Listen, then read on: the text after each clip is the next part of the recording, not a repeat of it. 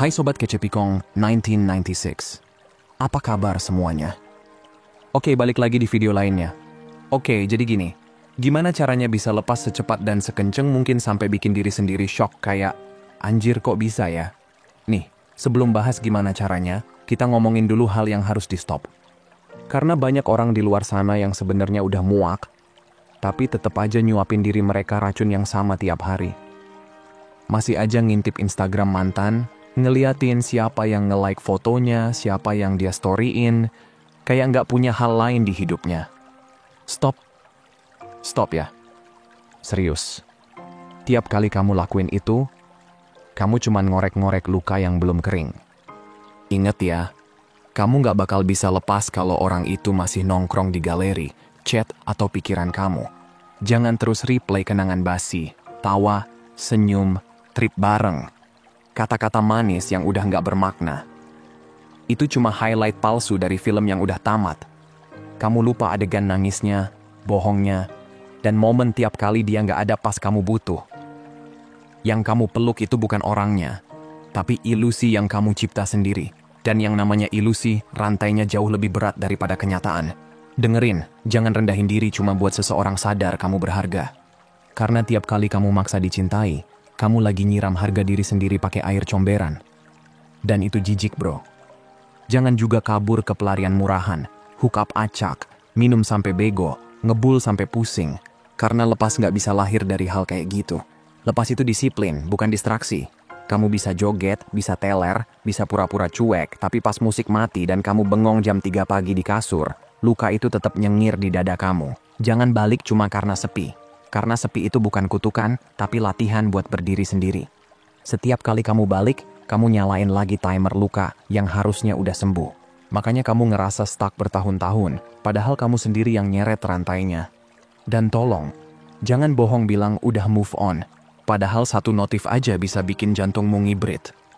Lepas itu bukan soal acting cuek, tapi sampai titik dimana kamu beneran gak peduli lagi.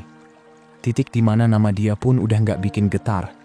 Oke, sekarang kita bahas gimana caranya lepas sekenceng itu sampai kamu sendiri mikir, anjir, kok bisa gue segini kuatnya? Let's break it down, teman-teman. Sekarang dengerin baik-baik, karena ini bagian yang paling real. Kalau kamu beneran mau lepas, langkah pertama itu simple tapi brutal, putus semua akses. Detachment itu dimulai dari disconnection. Selama masih ada celah, sekecil apapun, hati kamu bakal nyelinap balik lewat situ jam 2 pagi. Serius. Makanya blok semua sosial medianya. Hapus nomornya. Mute lagu-lagu yang pernah jadi soundtrack hubungan kalian. Ini bukan drama. Ini strategi perang batin. Karena selama kamu masih nyimpen pintu kebuka, kamu bakal terus jatuh ke lubang yang sama. Banyak yang bilang, tapi gimana kalau dia balik lagi? Gimana kalau dia nyari aku? Dengar ya, kalau emang cinta, kalau emang semesta ngerestuin, cinta itu bakal nemuin jalannya sendiri, bahkan tanpa kamu harus nungguin di depan pintu. Tapi buat sekarang, kamu lagi di fase penyembuhan, dan yang kamu butuhin itu bukan sinyal, tapi keheningan putus akses. Itu bukan berarti kamu kejam, tapi kamu lagi nyelamatin diri sendiri. Bayangin aja kamu lagi berusaha berhenti minum soda, tapi lemari minuman masih kebuka lebar di depan mata. Ya jelas aja kamu kambuh. Sama kayak hubungan. Jangan biarin godaan nongkrong di depan kamu terus. Tapi kamu nyalahin diri sendiri tiap kali jatuh, stop nyiksa diri dengan alasan, aku masih kuat nahan. Karena kamu nggak harus nahan apapun. Kamu cuma perlu nutup pintu rapet-rapet dan buang kuncinya. Karena nggak ada healing di tempat yang masih penuh dengan kenangan racun. Nggak ada kedamaian di ruang yang masih berisi bayangan orang yang udah pergi. Jadi mulai hari ini, cut it off all the way, jangan setengah-setengah, jangan ragu-ragu. Ganti lagu yang bikin baper, ubah rutinitas, keluar dari lingkaran yang masih nyambungin kamu ke masa lalu. Kamu bukan lagi di momen buat nostalgia. Kamu lagi di momen buat ngebangun ulang diri sendiri. Detachment itu bukan soal ngebenci, tapi soal ngebebasin diri dari candu yang bikin kamu mati pelan-pelan, lepas itu nyakitin, iya, tapi tetapin di kepala kamu. Lebih baik sakit karena sembuh, daripada nyaman dalam luka yang gak pernah kering. Karena pada akhirnya, kedamaian gak datang dari orang yang balik, tapi dari kamu yang akhirnya berani nutup pintu dan bilang, cukup. Nah lanjut ya. Dan setelah kamu berani nutup semua akses, setelah kamu blok, hapus, dan benar-benar cabut dari semua jejaknya, jangan kira semuanya langsung tenang. Justru di situ badainya mulai. Karena setelah kamu berhenti nyentuh racun itu, tubuhmu, hatimu, bahkan otakmu mulai teriak nyari dosisnya lagi. Nah, ini dia, langkah kedua. Hadapi rasa sakau itu. Iya, gue sebut sakau karena detachment itu kayak detox dari orang yang pernah bikin kamu candu.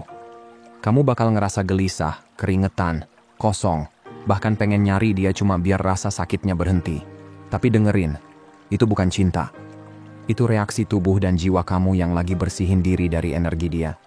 Kamu lagi ngeluarin racun yang selama ini kamu pikir romantis. Jadi kalau tiba-tiba kamu ngerasa hampa, itu bukan karena kamu nggak bisa hidup tanpa dia, tapi karena kamu lagi sembuh. Prosesnya emang brutal, berantakan, dan nyiksa. Tapi kayak detox, makin perih, makin deket kamu ke versi kamu yang waras dan bersih dari candu masa lalu. Dan percayalah, kamu bisa bertahan. Kamu pernah nahan sakit waktu dicuekin, waktu dibohongin, waktu ditinggal pas lagi sayang-sayangnya? Masa sekarang nggak bisa nahan sakau yang cuman efek healing? Jangan salah paham sama rasa sepi dan nyesek itu. Itu bukan tanda kamu lemah. Itu tanda kamu lagi pulih luka yang lagi ngelupas emang perih. Tapi itu artinya kulit baru lagi tumbuh. Jadi kalau malam-malam dada kamu sesek, pikiran rame, atau tangan gatel pengen chat dia, tarik napas, rasain aja semuanya. Karena setiap kali kamu bisa ngelewatin satu malam tanpa nyari dia, itu bukan cuma kemajuan kecil. Itu kemenangan-kemenangan dari kamu yang dulu butuh dia buat tenang.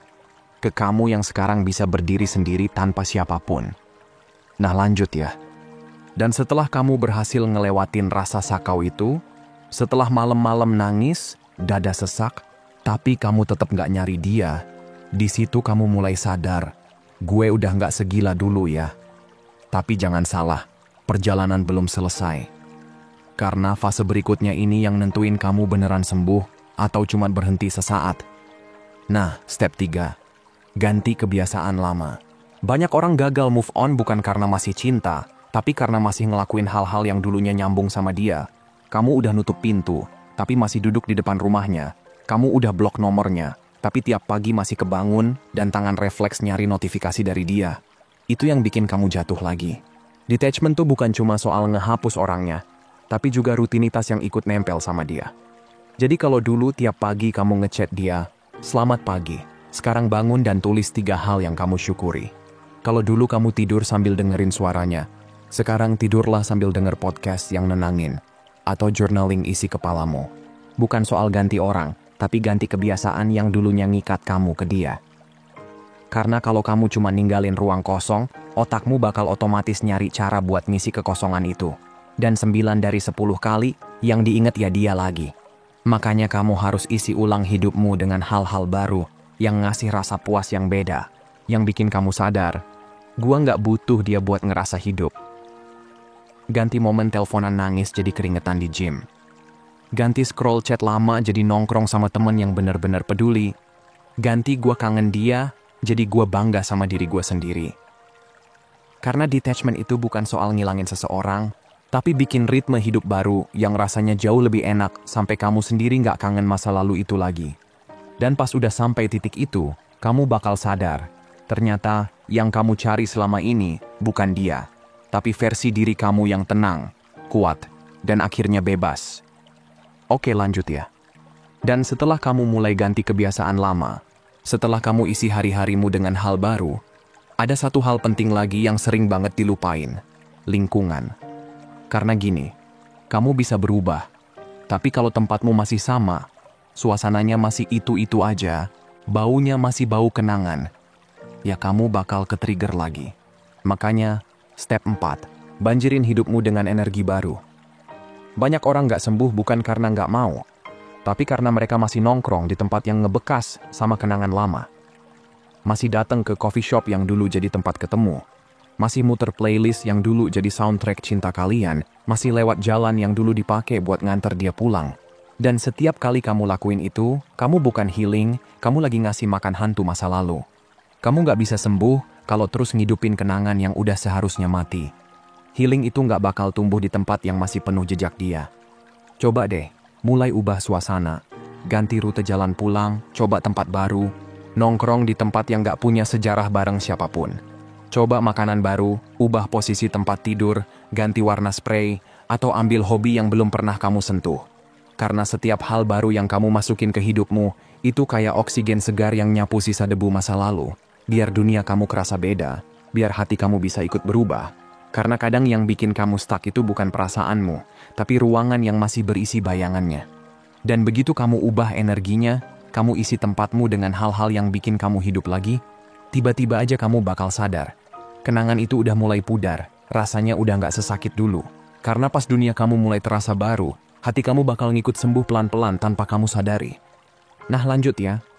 Dan setelah kamu ubah lingkunganmu, setelah kamu isi hidupmu sama hal-hal baru yang bikin kamu bernafas lagi, bakal ada satu momen di mana kamu ngerasa, gue udah lumayan sembuh. Tapi hati-hati, karena di titik itu godaan paling bahaya justru muncul saat semuanya mulai tenang, otakmu pelan-pelan mulai bohong. Kamu mulai ngerasa rindu, mulai ingat hal-hal manis, mulai ngelupain luka yang dulu bikin kamu hancur. Nah, ini dia step 5. Ingetin diri sendiri setiap hari kenapa kamu pergi. Jadi gini, emosi tuh licik bro. Dia bisa bikin kamu kangen sama orang yang justru nyakitin kamu. Dia bisa ngerayu kamu balik ke racun yang dulu hampir ngebunuh kamu pelan-pelan. Makanya kamu butuh bukti. Iya, bukti. Catat semuanya. Tulis apa yang mereka lakuin, gimana perasaanmu waktu itu, kebohongan, kecewa, tangis, dan malam-malam kamu ngerasa nggak berarti. Simpen daftar itu kayak pelindung jiwa kamu. Karena ketika hatimu mulai goyah, kamu tinggal buka lagi tulisan itu. Dan ingat, oh iya, ini alasan kenapa gue harus pergi. Jangan biarin otakmu nipu kamu pakai potongan kenangan palsu. Karena yang kamu ingat bukan cinta, tapi efek candu dari luka yang belum sembuh. Perasaan bisa salah, tapi fakta nggak bisa bohong. Makanya setiap kali kamu mulai romantisasi masa lalu, tarik diri kamu balik ke realita. Ingat gimana kamu disia-siain, gimana kamu ditinggal, gimana kamu bangkit dari nol. Itu semua bukan buat nyimpen dendam, tapi buat ngejaga diri kamu biar nggak jatuh ke lubang yang sama lagi. Karena selective memory itu bahaya. Dia bisa bikin kamu nyembah kenangan yang dulu hampir ngebunuhmu. Jadi setiap kali otak kamu mulai main film lama dengan ending palsu, tutup matamu, tarik napas, dan bilang pelan-pelan ke diri sendiri, gue pergi bukan karena gue nggak cinta, tapi karena gue akhirnya cinta sama diri gue sendiri. Nah lanjut ya. Dan setelah kamu bisa nginget alasan kenapa kamu pergi, setelah kamu bener-bener berhenti ngebela orang yang pernah nyakitin kamu, ada satu fase yang paling tenang tapi paling berbahaya, fase diam. Karena setelah semua tangis, marah, dan sakau lewat, kamu bakal ngerasa hampa, kayak, oke, sekarang gue udah nggak nyari dia lagi, tapi gue ngapain? Nah, di situ kamu harus ngerti satu hal penting banget. Step 6, naik level dalam diam. Karena nggak ada hal yang bikin kamu lebih cepat lepas daripada grow up serius. Waktu kamu mulai fokus ngerawat diri, ngejar mimpi, bangun mental, fisik, dan spiritual kamu, di situ kamu mulai naik kelas. Kamu bakal pelan-pelan berubah, jadi versi kamu yang bahkan nggak ngenalin diri lamamu, yang dulu rela disia-siain cuma demi ngerasa dicintai. Kamu mulai sadar kalau healing itu bukan cuma tentang berhenti nangis, tapi tentang mulai berjuang lagi buat diri sendiri. Kamu mulai rajin olahraga, belajar hal baru, ngerapiin hidupmu pelan-pelan, ngebangun ketenangan yang gak bisa dibeli siapapun. Dan anehnya, makin kamu tumbuh, makin kecil bayangan masa lalu itu kelihatan. Sampai akhirnya, kamu lihat diri kamu di cermin dan bilang, anjir gue udah beda banget. Dan saat itu datang, kamu gak cuma lepas dari seseorang, kamu naik level. Kamu udah bukan orang yang butuh pembuktian. Kamu udah jadi orang yang cukup buat dirinya sendiri. Damai kamu jadi lebih keras dari rasa sakitmu. Dan cahaya kamu mulai ngalahin semua gelap yang dulu kamu peluk. Dan yang paling lucu, mereka bakal ngerasain itu juga. Mereka bakal lihat kamu berubah. Mereka bakal nyesel. Dan mungkin bakal muter balik nyari celah buat masuk lagi. Tapi pas itu terjadi, kamu udah terlalu jauh di depan. Kamu bakal lihat mereka dan cuma senyum kecil sambil mikir, kok dulu gue bisa segitunya ya? Karena akhirnya kamu sadar, kamu gak pernah kehilangan apapun. Kamu cuma dikasih kesempatan buat nemuin versi terbaik dari dirimu sendiri. Dan begitu kamu udah sampai titik itu, percayalah, kamu gak cuma lepas, kamu bebas, kamu glow up, kamu menang. Oke, terakhir dan gak kalah penting guys. Dan setelah kamu naik level dalam diam, setelah kamu ngerasain sendiri gimana rasanya damai yang dulu kamu kira cuma ilusi, kamu bakal sadar, lepas itu bukan tentang kehilangan, tapi tentang nemuin lagi siapa diri kamu sebenarnya, tapi perjalanan belum selesai. Karena setelah kamu tumbuh, setelah kamu glow up, setelah kamu berdamai dengan semua luka itu, ada satu hal terakhir yang harus kamu ubah. Bukan tentang mereka, tapi tentang kamu sendiri. Dan ini berat, karena ini tentang cara kamu ngomong sama diri kamu. Nah, step 7, ubah cara kamu ngomong ke diri sendiri. Percaya atau enggak, kata-kata itu punya kekuatan. Kalau tiap hari kamu ngomong, gue nggak bisa hidup tanpa dia, kamu lagi bangun penjara pakai mulutmu sendiri. Kalau kamu bilang, dia yang nyempurnain gue, kamu lagi sepakat sama kebohongan bahwa kamu dulu rusak sebelum dia datang. Dan kalau kamu masih terus ngomong, gue butuh closure, kamu sebenarnya lagi kasih kekuatan ke orang yang udah nggak layak punya akses ke hidup kamu. Mulai sekarang, ubah narasinya. Katakan, gue udah utuh sebelum dia datang, dan gue tetap utuh setelah dia pergi. Katakan, gue nggak butuh dia buat lihat nilai gue, karena gue sendiri udah bisa melihatnya. Katakan, closure itu bukan hadiah dari dia, tapi keputusan dari gue. Ngomong hal baik ke diri sendiri tiap hari itu bukan hal sepele. Karena cara kamu ngomong ke diri sendiri itu bahan bakar hidupmu. Bisa jadi bensin yang bikin kamu terus maju, atau racun yang nyeret kamu balik ke masa lalu. Jujur aja, detachment itu menakutkan. Bukan karena kamu kehilangan dia, tapi karena kamu akhirnya nemuin diri kamu lagi. Rasanya aneh pas kamu sadar ternyata kamu bisa bernafas tanpa validasi dari siapapun. Rasanya nyeremin waktu kamu bangun pagi dan gak ngerasa pengen ngecek HP cuma buat lihat namanya. Rasanya aneh tapi damai, waktu kamu ngeliat dia di tempat umum dan gak ada lagi detak jantung yang rusuh, cuma tenang. Itu bagian paling nyata dari healing. Ketika cinta yang dulu kamu kira bakal ngebunuhmu, ternyata cuma keterikatan. Dan pas ikatan itu putus, yang muncul bukan kehancuran, tapi kebebasan. Kamu bakal kaget sendiri ngeliat gimana cepatnya perasaanmu berubah. Gimana kamu gak peduli lagi. Gimana kamu bisa senyum tanpa alasan. Dan percaya deh, mereka juga bakal ngerasain itu. Mereka bakal sadar kamu udah beda, tapi saat mereka nyoba balik, kamu udah terlalu jauh buat noleh ke belakang. Dan pas kamu sampai di titik itu, ingat satu hal. Ini bukan cuma tentang orang. Ini tentang segalanya yang pernah nahan kamu buat jadi versi terbaik dari diri kamu. Itu arti sebenarnya dari detachment. Lepas bukan berarti kalah, tapi percaya kalau yang di depan jauh lebih besar dari apapun yang kamu tinggalkan di belakang. Jadi kalau kamu benar-benar ngejalanin semua langkah ini, kayak yang kita omongin dari awal, gue janji, kamu bakal ngerasain percepatan dalam proses healing, dalam proses lepas. Bukan cuma dari orang, tapi juga dari hal-hal yang ngeracunin hidupmu. Karena kadang yang harus kamu lepaskan bukan cuma manusia, tapi juga kebiasaan, kenangan, bahkan versi lama dari dirimu sendiri. Jadi ini waktunya, detachment season. Lepasin semua yang nahan kamu buat jadi hebat. Lepas dari semua yang bikin kamu stuck. Karena begitu kamu berani ninggalin yang gak seharusnya kamu pegang, kamu bakal sadar, ternyata kamu udah cukup, kamu udah kuat, dan kamu udah pantas buat hidup yang jauh lebih tenang. Sebagai penutup guys, kamu tahu gak, kadang proses lepas itu gak seseram yang kamu kira. Yang bikin nyakitin bukan kehilangan orangnya, tapi kehilangan versi diri kamu yang terlalu berharap, versi kamu yang selalu nunggu, yang selalu berdoa biar mereka berubah, yang terus yakin cinta bisa nyembuhin semua. Padahal yang kamu butuhin dari awal cuma dirimu sendiri. Kadang Tuhan ngizinin sesuatu hancur bukan karena dia jahat, tapi karena dia tahu kamu gak bakal ninggalin kalau gak dihancurin. Dan lewat kehancuran itu, kamu akhirnya ngerti arti kata cukup. Cukup nangisnya, cukup maklumnya, cukup berjuangnya buat orang yang gak pernah berjuang buat kamu. Sekarang, saatnya berhenti ngeromantisasi luka. Berhenti nyalahin diri sendiri kenapa gak cukup baik buat dia. Karena kebenarannya, kamu gak gagal. Kamu cuma belajar cara mencintai orang yang salah. Dan dari situ, kamu tumbuh. Kamu sadar cinta gak selalu harus berarti bersama. Kadang cinta juga berarti berani pergi. Berani nyelamatin diri sendiri dulu. Dan percayalah, suatu hari nanti, kamu bakal lihat ke belakang dan bilang, gila, ternyata semua sakit itu bukan akhir, tapi awal. Awal dari versi diri kamu yang lebih kuat, lebih sadar, dan lebih tenang. Jadi buat kamu yang dengar ini sekarang, entah lagi di tengah proses healing, lagi ngerasa kosong, atau bahkan udah capek banget, tenang. Kamu gak sendiri. Semua orang pernah ngerasa di titik itu. Dan semua orang bisa keluar dari sana. Kamu juga bisa. Ini waktumu buat berdiri lagi. Buat buktiin ke diri sendiri kalau kamu bisa bahagia tanpa harus bergantung sama siapapun. Karena detachment bukan tentang kehilangan mereka, tapi tentang balik lagi ke rumah. Diri kamu sendiri.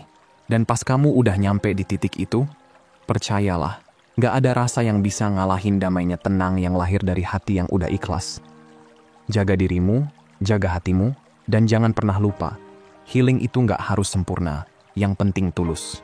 So guys, gue pamit dulu ya. Peace and growth always. Segitu aja dulu buat hari ini. Sehat selalu ya. Semoga harinya menyenangkan dan seperti biasa teman-teman. Hargai diri kamu di atas perasaan kamu. Abaikan apa yang kamu rasain dan ingat apa yang kamu layak dapetin. Kalau mau hubunganmu jauh lebih baik dan sehat, hargai dan perlakukan dengan baik diri sendiri dulu. Makasih udah nonton ya, dan sampai jumpa di video berikutnya teman-teman.